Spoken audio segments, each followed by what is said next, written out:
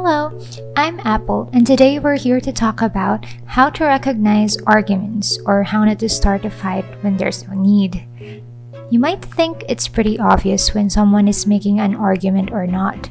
You might even think we don't need a whole lesson for it. Take, for instance, the following. If I am a hardworking student, then I will be able to get good grades. If Day 6 makes a comeback this year, then K-pop will be saved. If my cats are not bothersome, then I can finally be productive. Which of these is an argument? None of them. These are examples of sentences, not arguments. They are conditional sentences to be specific. Notice the if and then clauses, but people tend to think they're arguments. So, what is an argument then? An argument is composed of at least two sentences. It must contain one or more premises and a conclusion. The conclusion is a claim being made, while the premise is the reason that supports that claim. Let's go back to our first example. The complex sentence, if I am a hardworking student, then I will be able to get good grades, can certainly be divided into two constituent sentences. Nonetheless, if you hear someone say this, are they claiming either of these constituent sentences are true? Which is the premise and which is the conclusion? Are they claiming that they are a hardworking student, or are they claiming that they will be able to get good grades? Does one support the other? Of course not. They're simply saying that if they're hardworking, then they'll get good grades. They're not saying that they're hardworking, and they're not offering any support to the assertion that they'll get good grades. The same can be said to the other two examples. They're not saying that Day 6 will make a comeback this year or that their cats are not bothersome. And the assertions that K-pop will be saved or that they will be productive are not supported. An argument would look like this. Good grades are acquired by striking a balance between studying and taking care of my mental health. I am studying too much and have little time to rest my mind, so my grades will definitely not improve. Is that a good argument? Maybe, maybe not. But it's an argument because it has a claim. My grades will definitely not improve, supported by premises. Good grades are acquired by striking a balance between studying and taking care of my mental health. I am studying too much and have little time to rest my mind. So the next time someone tells you, if you continue being annoying, I will punch you, you can ask them, are you making an argument or are you simply saying you'll punch me? Just kidding, don't do that. You might really get punched and I don't want to be responsible for that.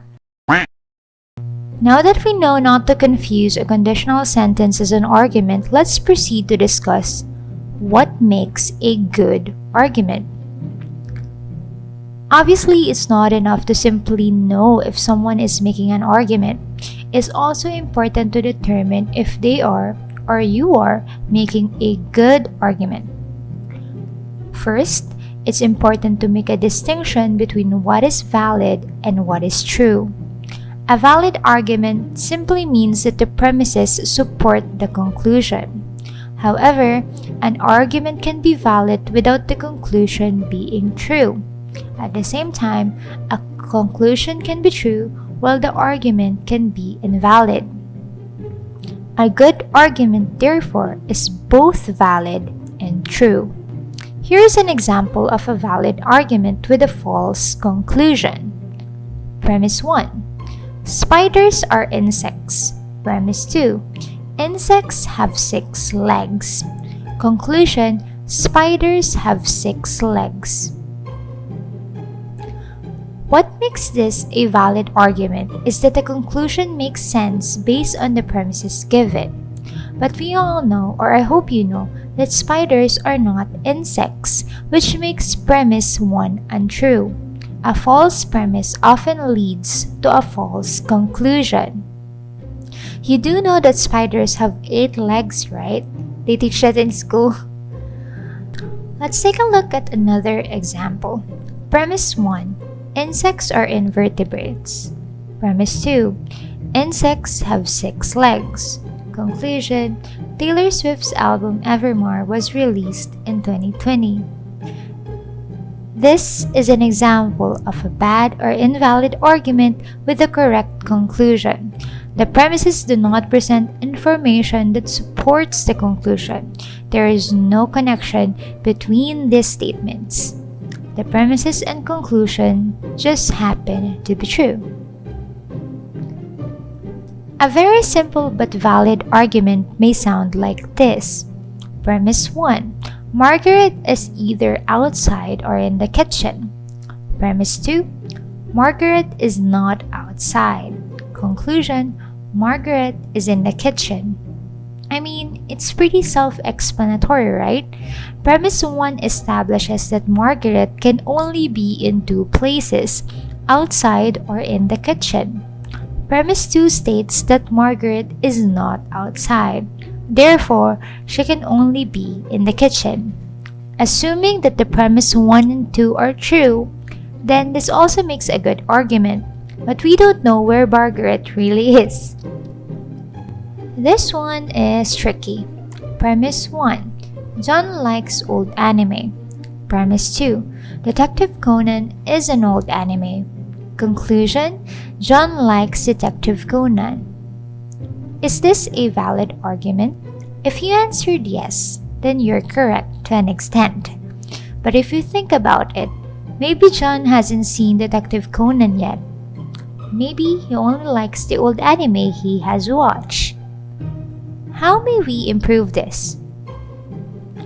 We can change the first premise to Premise 1. John likes all old anime. Premise 2. Detective Conan is an old anime. Conclusion: John likes Detective Conan. Or we can add a new premise. Premise 1. John likes old anime. Premise 2. John has watched Detective Conan. And Premise 3. Detective Conan is an old anime. Conclusion: John likes Detective Conan. This tells us that a short, 2-premise argument, albeit valid, is not always the best one. If you can provide more information that can support your argument, your conclusion becomes stronger and more logical. Well, that's it for now. I hope you learned something today.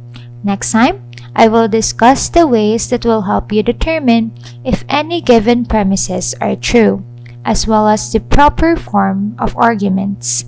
Have a great day and take care.